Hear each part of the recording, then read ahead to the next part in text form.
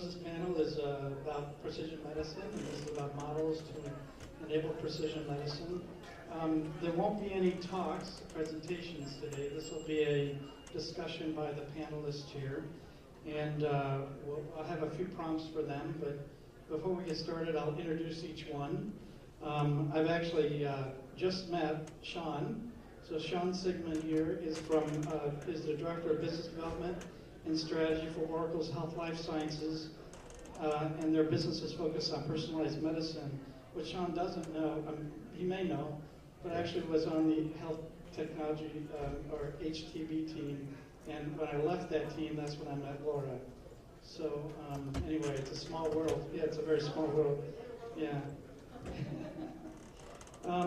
Previously, Sean was VP of Sales and Business Development at Translational Software, a leading pharmacogenetic reporting company.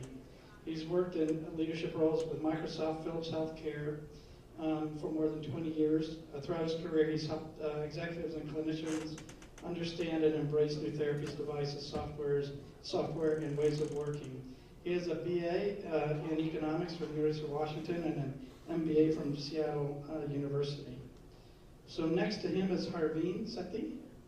And Harveen is a healthcare technology leader with 10 years of experience in designing and commercializing new products and services and driving product and business innovation grounded in transforming user experience. She's currently Director of User Experience at a premier genetic testing company, Natera, that is focused on developing multimedia solutions to engage patients and providers with an excellent end-to-end user experience using genetic testing services. Prior to Natera, she was at Claremont Creek Ventures, where she focused on advising and investing in digital health startups. Harveen completed her MBA at the University of Michigan Ross School of Business. So it's interesting, we have 3 MBAers here. And then we have Laura Esserman, who is an internationally recognized breast surgeon, breast oncology specialist, and I would also agree, a visionary in personalized medicine. Since 2002, she's led the I-SPY trials, a groundbreaking national public-private collaboration among the NCI, the FDA, and more than 20 cancer research centers and major pharma and biotech companies. And this trial combines biomarker-based personalized medicine with adaptive trial design with the goal to significantly reduce cost and time to bring safe and effective new drugs to market. She's now also working to determine whether breast cancer screening that is personalized to each woman and based on her individual risk factors is safer and more effective than the standard annual mammograms. To answer this question, she was awarded a $14 million PCORI grant. PCORI is the Patient-Centered Outcomes Research Institute, and will follow 100,000 women. I have to do the work with her, but we will follow 100,000 women. We'll try to anyway, over a course of 5 years. She also started the Athena Breast Health Network, which is a collaboration of the 5, can you imagine, 5 UCs working together? But Laura's accomplished that, along with Stanford. That's the other Stanford. I mean, it's Stanford in the Midwest, not Stanford. She has an undergraduate degree from Harvard. Her medical and surgical training were done right here at Stanford. What you probably don't know is she earned an MBA at Stanford somewhere along that time. I don't know how she did it. And just last month was awarded the Ernest C. Arbuckle Award from the Stanford School of Business for excellence in management leadership. So that's Laura. So what we're going to do today is just have a conversation, and I would actually encourage folks to raise their hand and go ahead and ask questions and make this pretty interactive. So the first prompt or question that I'll pose to the panelists here are, what are your opportunities that you see in personalized medicine that really excite you today?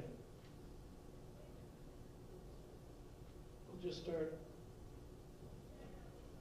Is this mic good? I think the biggest opportunity in personalized medicine is just making it real, right? Because to date, it's been very kind of scientific, bench-oriented processes that hasn't really delivered quite as much clinical outcomes. So I think the real opportunity is just get it into the clinic, right? And I think that process is not easy in today's healthcare because you need reimbursement policies, you need technologies that work.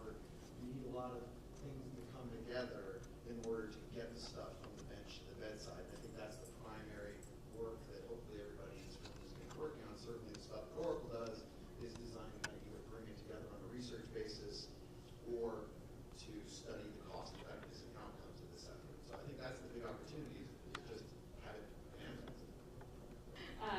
And I think the inflection point of just sort of all the data that we're generating from various different places, it's an exciting time. But I think with that also comes the opportunity of, making this sensible.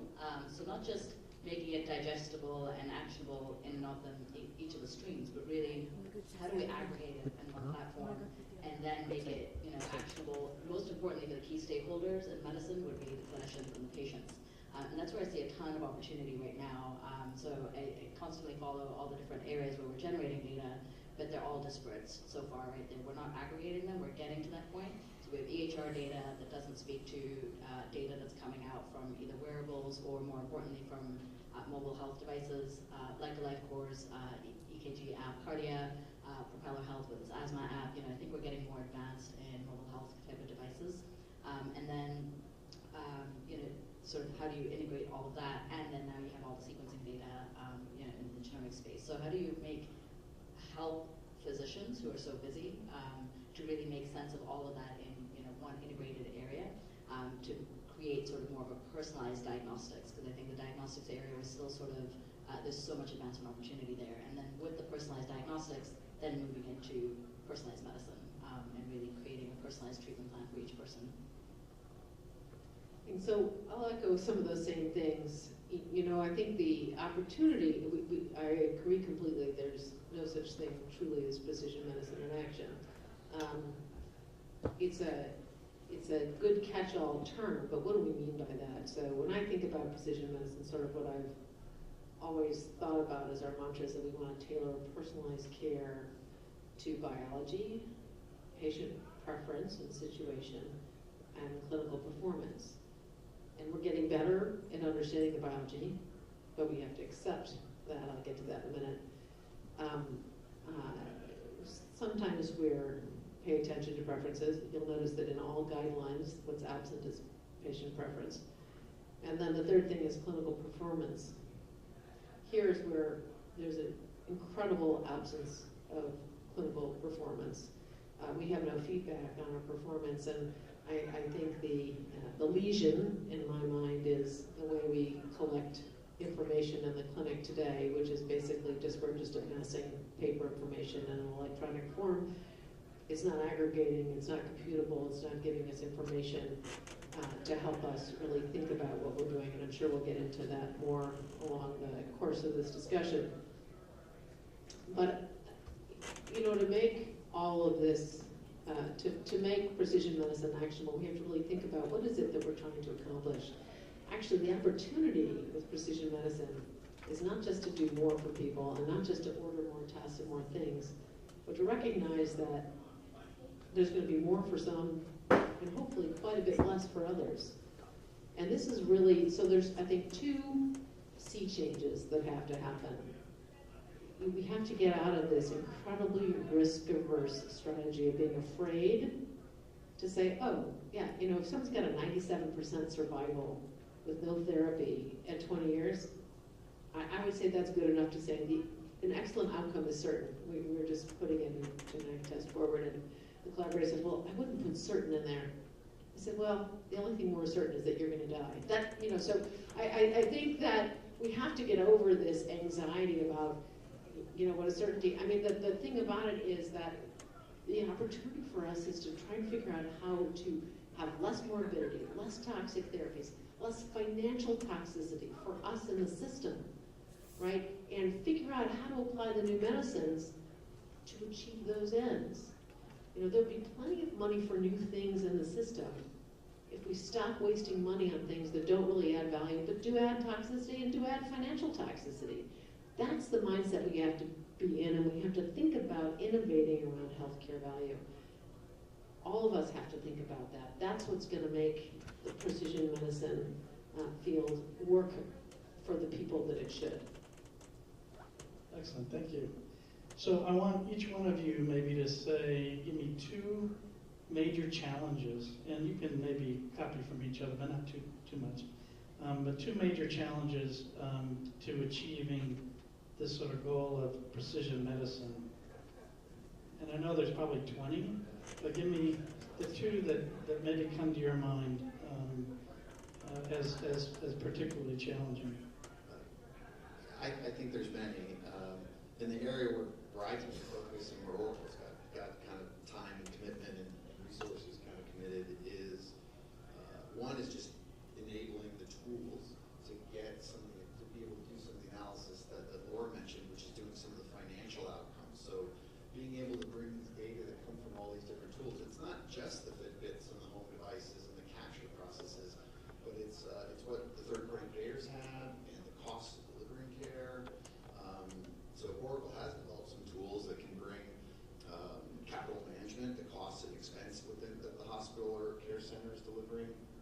You can bring that together with clinical data, so you can do some of those analysis, population health and outcomes, things like that, and then bring it together with genetic testing data to understand how much it costs to deliver this care and how efficient it is, and perhaps when it might not want to be delivered, the kind of hinted a joke around death panels earlier, but understanding when care is effective and when it's not, and documenting that. So I think that one challenge is bringing the various types of data and really practically doing it.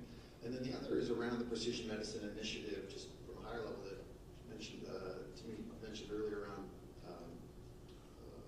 NIH funding, and that it's around, historically the NIH likes to publish stuff, right? That's how they get rewarded, that's how they get new grants. And I think that the goal of that particular program is to change how precision medicine gets implemented in the clinic, kind of accelerate that bench to bedside time frame.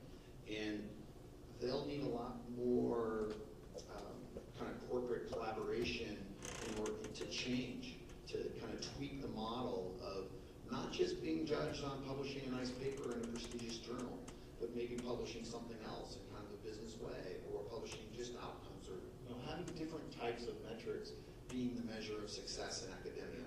And I think that the business model of healthcare is changing, where you get convergence of life science and clinical care and trial management in this kind of convergence area, to where bringing these different types of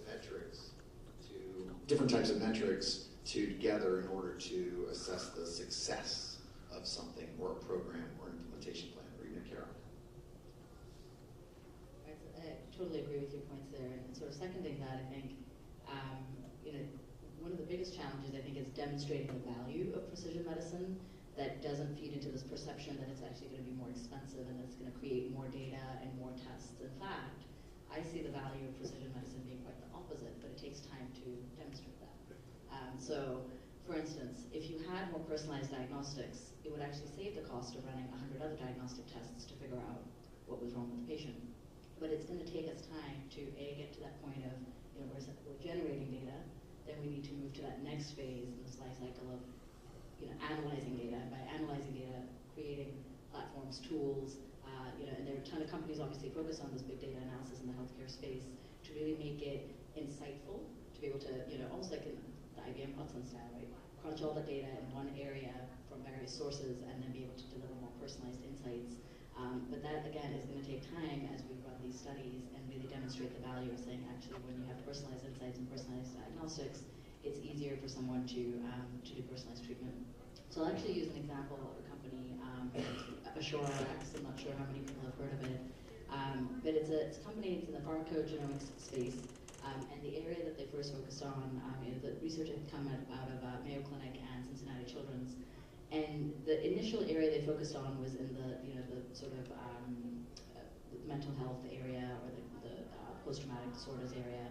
And what they demonstrated was, a lot of times when you're going through any of those diseases, someone, a psychiatrist may prescribe so many different types of medications before they figure out what works. Now imagine how expensive that whole treatment course was, right? Having the ability to do, personalized genetic testing, they can figure out the top 5 medicines that will work with a rating, and then also the dosage. Sometimes the medicine might be fine, but the personalized dosage is what you need to correct. The value of that company is, I think, not only amazing for personalized medicine, actually finally taking off and demonstrating it, But imagine the cost reduction, right? So I think the VA has signed their first deal with them to focus on PTSD in particular, to really try to demonstrate that value. And I think that's a great endorsement, and hoping to to see more opportunities and like that. Right, definitely, yeah. So I think the real challenge is that we have all these new things that are supposedly going to add value, but we have a system of care and we have a system of clinical research, and actually neither of them are systems. That's a problem, but they could be, and we shouldn't have two systems. We should integrate the process of care and research. I always like to say, clinical practice. What are we practicing for? I would hope that we are practicing to get better.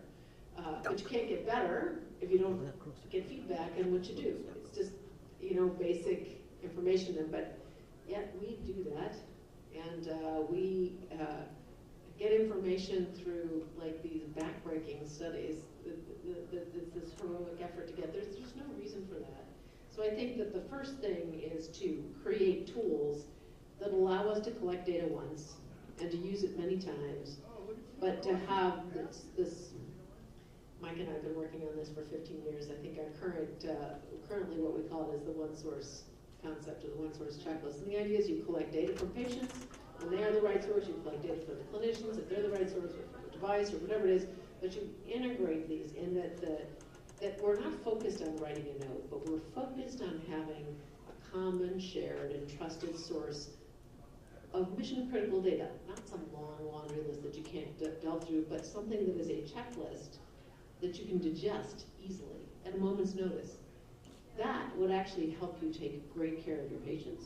It will allow you to get feedback on performance. It will allow us to make sure that we automate, quality improvement or tools that we need. So if just a simple thing, if someone has had more than 4 nodes removed, they're in high risk for lymphedema. There's lots of programs. Those should be automated. No one should be thinking about that. We should be able to use the same tools that every other industry that's been automated is using. And that's a very simple example. But the other thing is the FDA is now is behind us and working with us, because the FDA recognizes they are buried under a mountain of data, 90% of which is irrelevant to them. So think about that for a minute. That means 90% of their effort in reviewing data is wasted. 90% of our clinicians' data and our research team's data and their time is wasted. We need to focus on what is mission critical and what we need. And the reason why it will work is because that's the data you need to take good care of someone. Before I put someone on chemotherapy or before I take them to the operating room, I have a checklist of things that I need to make sure they have. That they've got invasive cancer, that I know what the receptors are, that I know blah, blah, blah. There's like 12 things. I don't need to know 800. I need to know a set list of these. And it's not like we can't agree on this. We all know what they are. They're the same things we all write down and put in our notes, but write them over and over and over and over and over again. It's my hope for change is that it's so terrible the way it is that anything we do is going to make it better, and it's going to make people going to be so happy to use something that's useful and automated that will make a difference. So I think these are the key things that will really make a difference. So, and then I think the last thing is that we have to be willing to not just change our process. So I think, again, if people talk about IBM Watson or big data, we're going to pull everything from the back end. I don't like that concept, because it means that there's no shift in culture. There's no shift in the change in our own behavior. As a clinician, I have to say, okay, I'm going to stop, take a beat, and say, what are the key things I need to know? That's what I'm going to spend my time on, and make sure that that's right. That's what, if you were a patient and got sick, you'd want us to do. Right? It's not a screen scraping effort. It's, okay, I'm going to stop doing the stuff that's a waste of time and really focus on what's mission critical. Because that data is going to drive through the system, and I can then compare what I do to what everyone else does.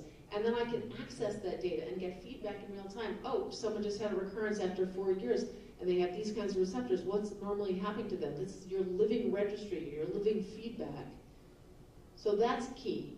Then the second thing that we need to do is we need to align the incentives to accelerate learning and allow this learning to happen more rapidly and in the course of care. So I can give you 2 examples.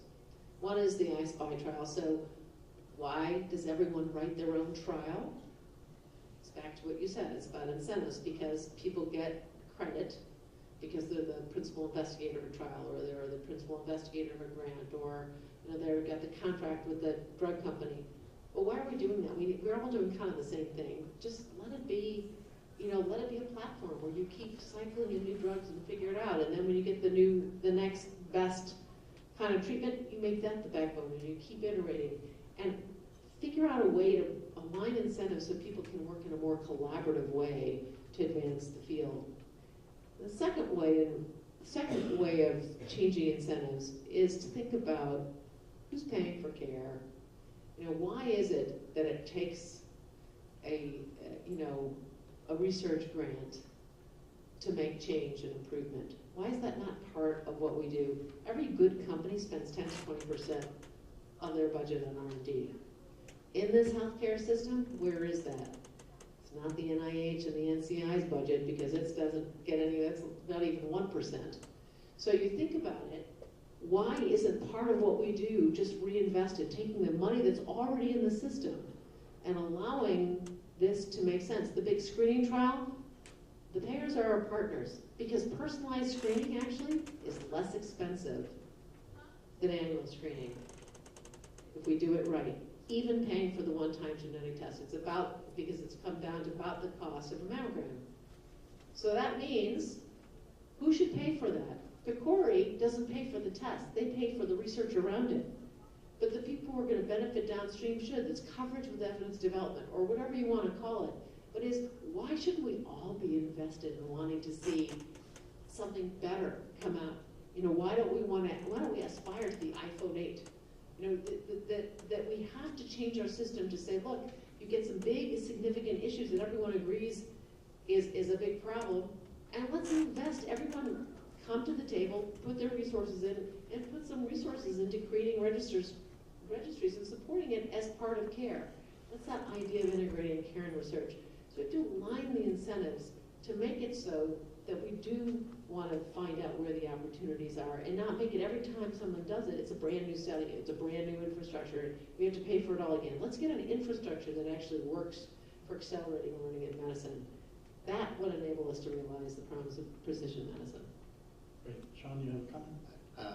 Along those same lines, I think that the incentives is that the scientists who have been doing most of precision medicine work and genetic testing, data capture, things of that nature, I would encourage them to work with a wider set of collaborators, especially the economic folks and the third-party payers, and figure out how to get their arms around that data so that they can do the work. I mean, part of what's special about scientists is that they often can figure out how to get these data, and that's part of their cachet, is understanding how these data are captured, and what it really means, and figuring out how to do that. So one opportunity is to bring that together and to find new collaborators in terms of these third-party payers or costing data, and bring that together and publish in different types of studies, and to formulate that into the materials and methods, and put costing and dollars and cents tracking as part of the scientific process, so that they're not always aligned. And if they are, dollars and cents kind of historically had this kind of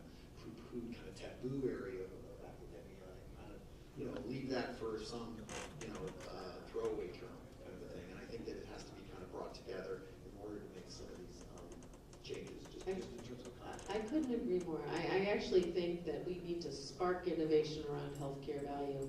But the reason why people can't innovate around it is because nobody knows about cost. We're actually creating a forum for that this summer for a lot of the people we've trained, because I can't believe it. In 2016, medical school, people aren't learning about what things cost. It's shocking. It's absolutely shocking, especially with the cost of care being it's such a significant burden to the country, to employers, to patients. I mean, it's incredible that is not being taught. I think we need a revolution around healthcare value.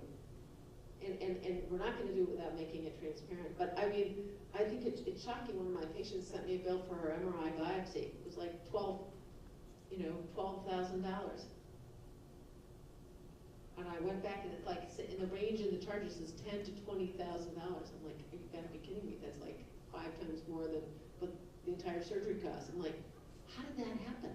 But we as clinicians have just totally, I mean, we're not even aware of it. We just have to say, oh, that's not my department. I don't know anything about that. I mean, how how did that, who put the charge on that? Does it cost that? I assure you not, but if you publish them and made them transparent, it's like I said to the Brady House, she goes, well, I just do the work. I'm like, but you're ordering a test that costs that.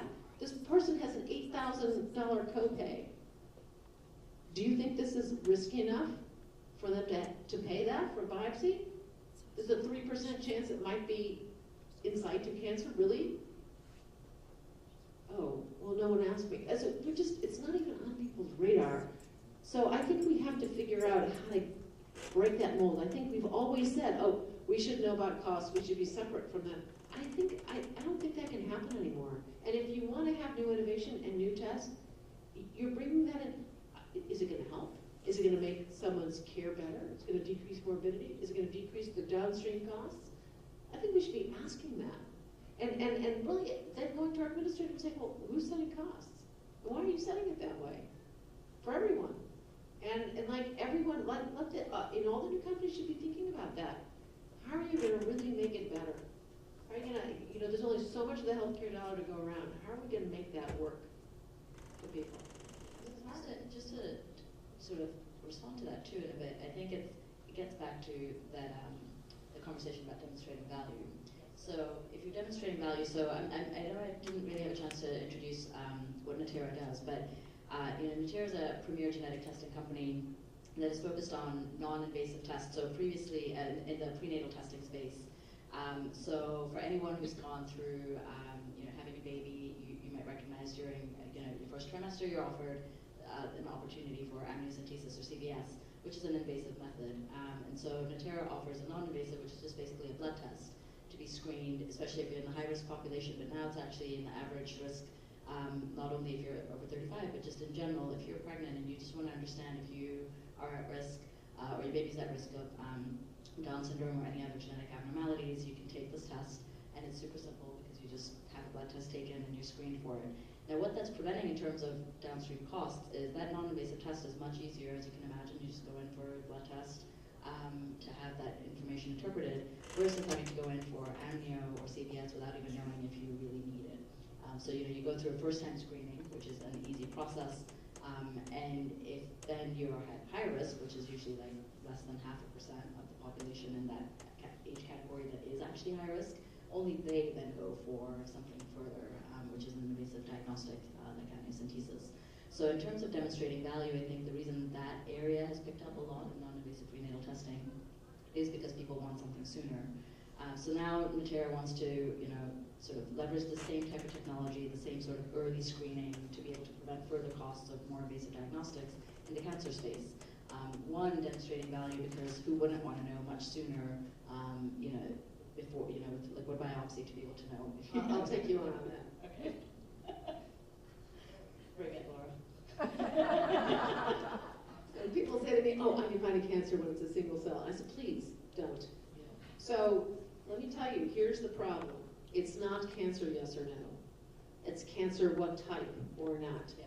Now, we're actually doing some work with Natera, so it's not that I'm against this, but I am only for finding the cancers that are consequential. And a significant number, the big problem in screening that has caused so much controversy, and people understand what this is in prostate cancer, right? But actually screening has made more of an impact in prostate cancer because there's more slow-growing cancers where finding it early does make a difference. The problem is that all screening surfaces a reservoir of indolent disease. And if you can't tell the difference, then people get overtreated. And people get treatments that can be pretty morbid. For men, it can be having your prostate out and having sexual dysfunction and urinary trouble and all kinds of trouble from treatments. Or for women, having a mastectomy. For in situ cancer or precancerous lesions that highly likely would never ever become anything, causing all kinds of stress. We cannot be saying who wouldn't want to know about something early. Please, don't do that. Say really what we really want to know about these consequential cancers. And I Spy, it's full of consequential cancers. We're looking to define those with you guys so that we can look for them and not the inconsequential cancers that can cause huge amounts of money and time and energy. That's to me about the precision medicine, because there are cancers that are truly indolent, and we should change the name so that people don't feel pressured to make all these treatments, but we have to be really careful. You know, because that's where I get that more, you know, let's just find it out for everyone. We have to be careful about that. So I wanted to get off this topic for a bit, got a little heated here. Do I need to say? Sorry, it's my pet peeve. So the one challenge you guys, none of you mentioned was a challenge that we deal with all the time, which is those darn electronic healthcare record vendors. So is anybody here from Epic? Is anybody here from Cerner? Is anybody here from Meditech? Is anybody here from GE? You notice they're missing. It's pretty interesting. So, but the reality is, because of the incentive program, if you trust the numbers that were, you know, the payments that were made, which the ONC has not published, there is over 80% adoption of EHRs in the hospitals in California. So those are the systems we deal with. So how do you deal with that? Give me some tips, and because I think what we have is a room full of entrepreneurs who have great ideas, and they run great until they run into that wall. And how do you deal with that wall?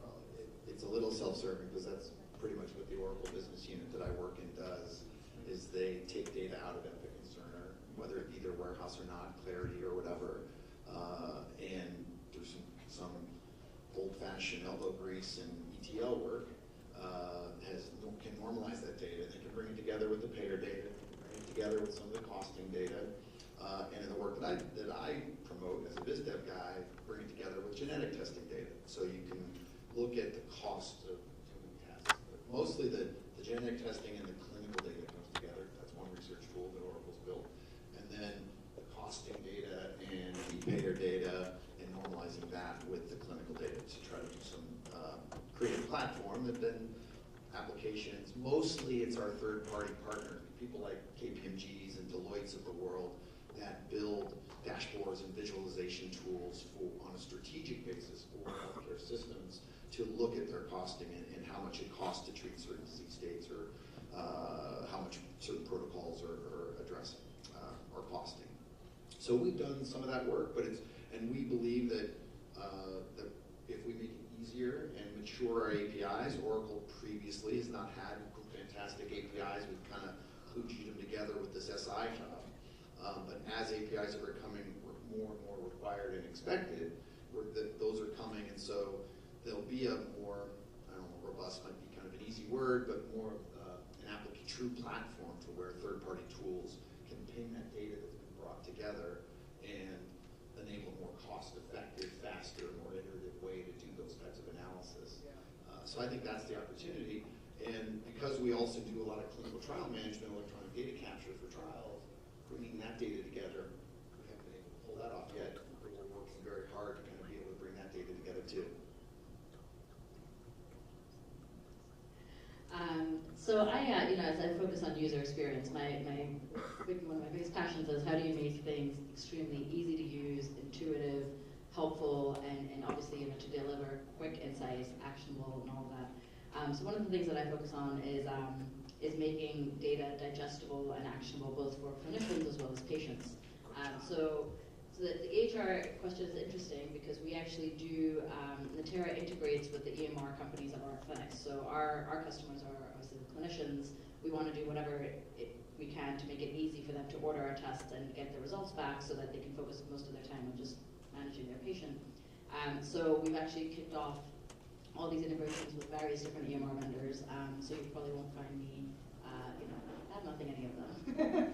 But I will say that, one of the things that we notice is from a user experience perspective, we invest a ton of time and resources within Natera to make a really nice and easy to use provider portal for providers to use that, and for patients. So one of the things that I focused a lot of time on designing last year was our patient portal, really trying to understand the variety of different patients who access our tests, but more importantly, what type of information do they need, even pre-test, why they want to be convinced about genetic testing, and then after they take their test, the ability to easily track their test almost like an Amazon package, so really bringing the demographic of patients that we're looking at are, you know, anywhere from like 25 to 45, and so focusing on that generation, really trying to look at all the different types of tools and user experiences that they're already used to in all the tech apps that they're using, and really trying to bring that kind of experience.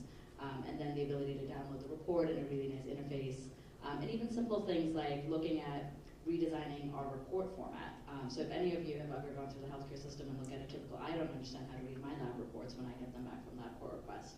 It's so ununderstandable that I go to my friends who are physicians to help me interpret them. So we took a very fresh approach to just our report design to say, okay, if I were the patient, how would I want this information presented so it's easy to understand, I don't freak out because it's all these clinical numbers, and then I actually have a call to action to say, okay, if you have any questions, you can speak with one of our genetic counselors for a complimentary session who will help you understand it. So that's sort of the way we've tried to focus on this user experience.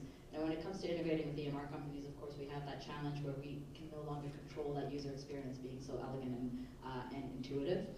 So we're constantly collaborating with them to figure out, once we integrate with them and they show our data in their format, how can we still, continue to work together to maybe still generate our reports through their system to be able to provide those to the clinicians and patients. So the problem with Epic is that it really wasn't designed in any way to be a quality improvement tool and have to serve as that layer. And I think in terms of transaction and the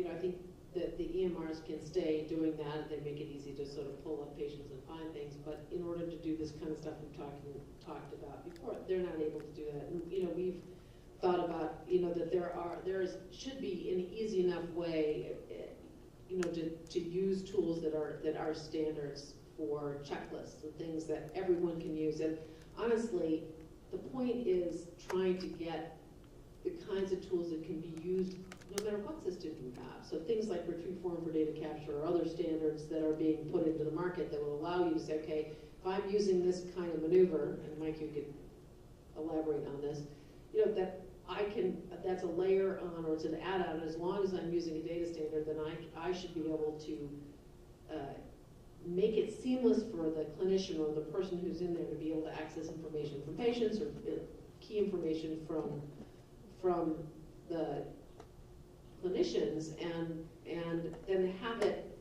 persist in Epic. But if they aren't going to get to the place where they're going to have computable data, then we just have to build the layers on top of it, and they can continue to serve as a transaction system, fine, but we really have to move on. Because there's not, and the thing is, you can do back-end data and you can eventually get there. Wouldn't it be better, actually? The law of large numbers works when you're trying to sort of, okay, what does it cost for this kind of pathway and that kind of pathway? But if we really want to have personalized medicine, have precision medicine, and have confidence that we know what each person had themselves, we have to have trust that the data that's put in, and it's not an ICD-9 code, by the way, that it is something that these are the key data that really matter. Then how many people are getting the kind of tests that are going to make a difference? How many people are not getting them? Where's your, and then companies can come in and say, okay, let me think, do I have a better mousetrap? Do I have something that actually is going to truly add value? It's going to make less cost, more value, whatever. But we don't have that system. You can't blame companies for wanting to sell their wares and just sort of get it in everywhere because they can't really tell where it's going to make a difference. But we have to get to that point, don't you think, Mike? There is some stuff in the 21st Century Cures Act that the administration and Congress has approved that hopefully will be validated by the Senate and actually put into law that talks about data standards. So regardless of it's Epic or Cerner or metadata or Allscripts, that there'll be these data standards. And there is already LOINC and SNOMED and other kind of quotes. So the part of the precision medicine initiative that they've looked at to date in the million-person cohort program is to validate those data standards. That's been a big part of the conversation in Washington and around that program. So hopefully that will kind of get validated, and actually that the data sharing agreements will get done, and that will kind of facilitate that.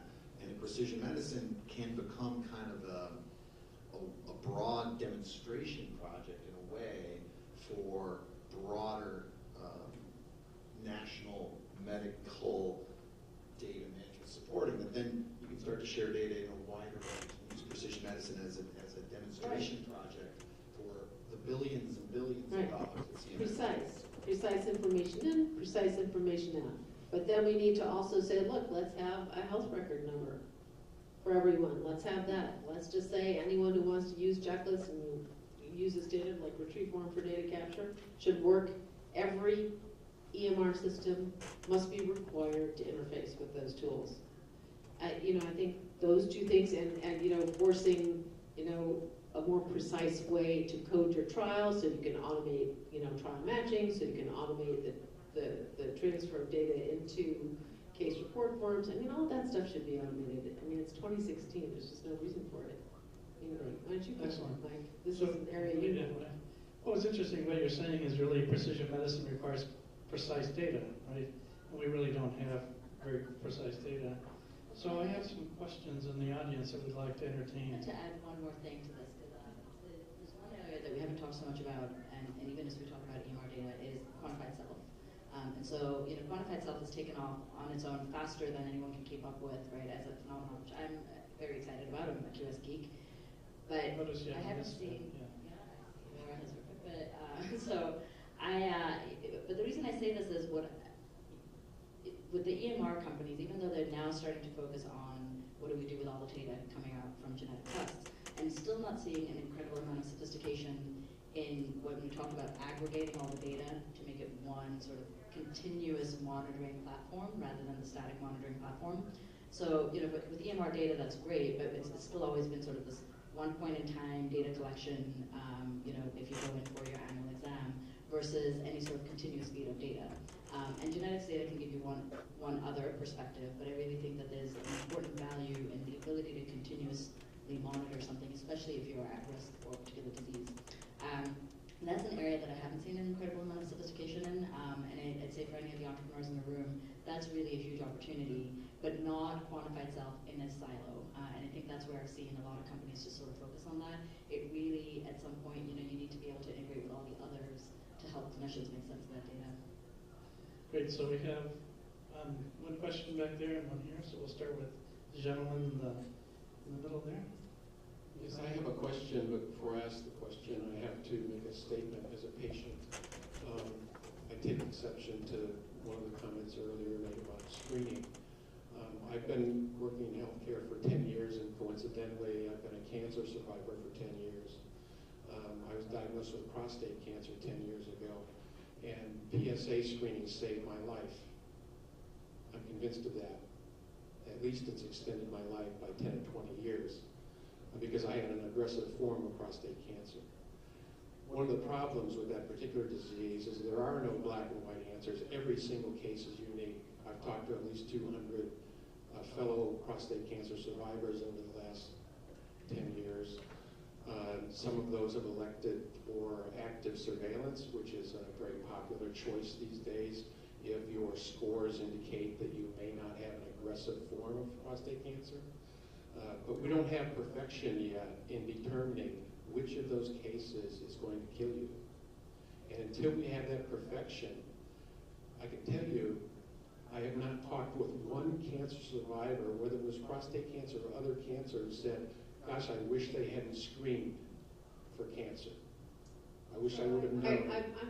I'm just, we're going to have to just agree to disagree. I've spent my life taking care of women with breast cancer. I've spent my life taking care of people with cancer. It's not that I don't think cancer screening can be good.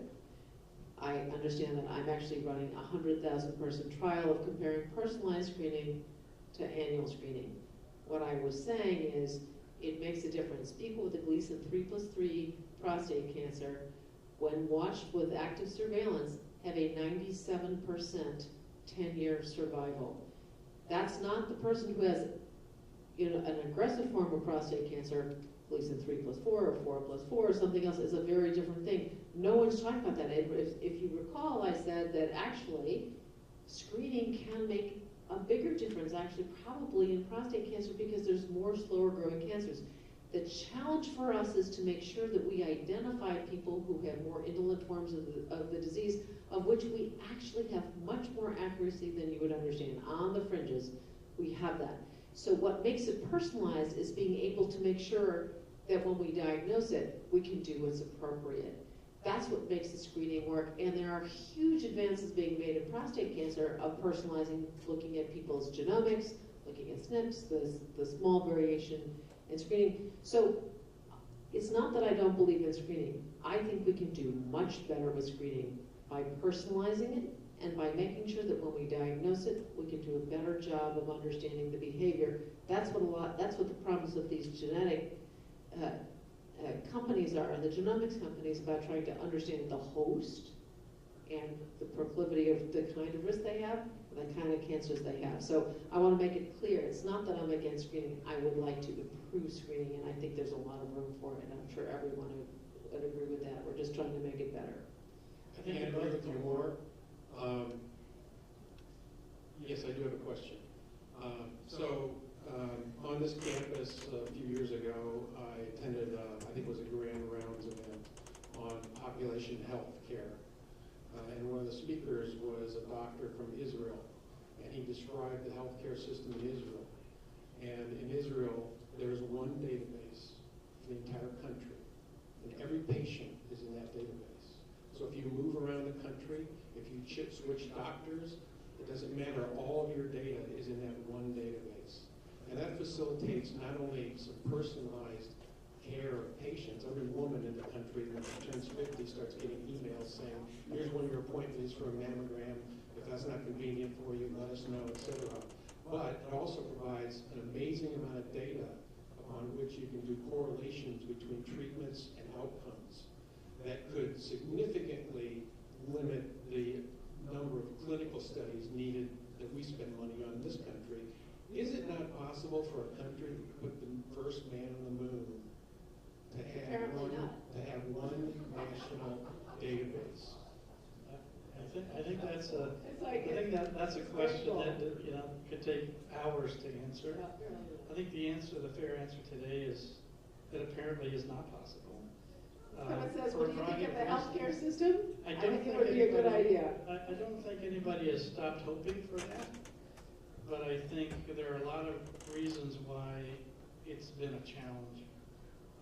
Well, actually interesting, Israel has 4 Kaiser-like systems that are Correct, yeah. competing. Actually, Alan Entov, It's in a business little school, it's a actually. little unfair because It's a small, yeah. so it's a very small country, it's smaller than the Bay Area, but they actually have 4 Kaiser-like systems that are all a closed kind of system where they are comparing, and they have a whole different system of improving costs, and it's very effective and they're very innovative.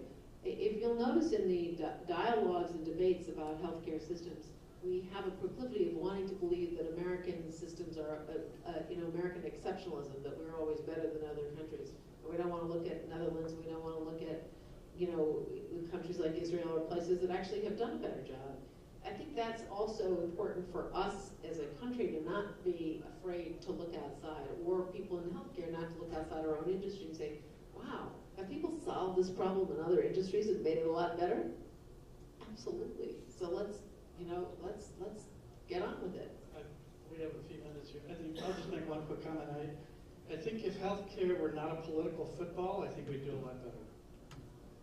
If we actually decided to solve the problem, We could. not making it a political statement. The difficulty is the politicians themselves are making it harder for everybody And else. I would just add to that, though. I mean, having studied the health tech market since EHRs first emerged many, many years ago, I'm sure Hillary Clinton's ears are ringing right now, because the whole concept, the promise of universal health record in the 90s was exactly to deliver a one chip that you could go to any hospital system. I, as a patient, travel around the country a ton. Just that I would have one record, right? Like almost like my one social security number that was tied to all my records, and I think that's still the promise. Maybe I'm overly optimistic, as I oftentimes can be, but I still see that the promise is there. So remember when I was talking about earlier, I said that we're at the inflection point of generating a ton of data. The next phase is to get better analysis of the data. I think what we're trying to move toward is then the managing data component. So what I'm super passionate about is population health, better, more precise clinical decision intelligence. I think what EHR companies have done today with clinical decision support has not lived up to the promise of what I thought it should have been or what it was supposed to be, but I still think that there's a lot of promise there. So clinical decision support over EHRs that are more universal, The only way we can get to that better management of population health is if we generate enough data to analyze it, make better insights from it, so that we can then say, okay, I of sort of Indian origin at 35 am probably at a different risk score based on all kinds of different data in my profile than, say, someone Laura's profile. I don't think we're there yet, but I still think that that's what I believe is the promise in the next 10 years for the big data companies to really be helping us figure out. We'll have to do it the way we can in the US politically. So we have one question, the last question. Thank you. As to the precision medicine, I see there are two data pools. One is the individual one, and the other is based on population. I just think maybe we need to, it's not just the apply the population data to the individuals. I think it could be the two direction flows, because individual data also help to generate, help contribute the population data. And my question is, who keeps the flows between the two pools? And the other is how to empower our clinicians, because doctors are already so busy, and they need less precise information, not more. We as clinicians, and I can tell you that we're just buried by tasks and information, but it's not really helping us. What we need to do is get rid of those busy chores and focus on the data that really matters, getting that collected, getting that in a place that can be exchanged. Again, if we had a single health record number, if we actually had some trusted sources and ongoing learning registries, we could do much more of that and ask the very questions you were just bringing up. I think it's possible. It's necessary. There's going to have to be some political will to solve the problem for people. Yeah, establishing a number is not a technical challenge. I mean, It's a Oracle political does problem. 300 million people in Brazil. We do it. That's not the hard part. It's been the community has not necessarily wanted it for kind of secure purposes and giving your social security. Immigration number, reasons, or anything right? like that. So coming up with a way to track people is not necessarily a challenge, but sharing all that data is a challenge. But precision medicine is an opportunity to look at how individual and targeted therapies fit targeted little populations, and the techniques that are ascertained from that and the processes and whether it be cost analysis and everything else can be applied to the bigger health of population health, which clearly has a bigger impact because it's big groups, it's big populations, all diabetics, for example. The techniques that are applied in precision medicine for smaller populations should be able to be leveraged for population health. From places like Kaiser should be able to pull that stuff off. I think we're at an end.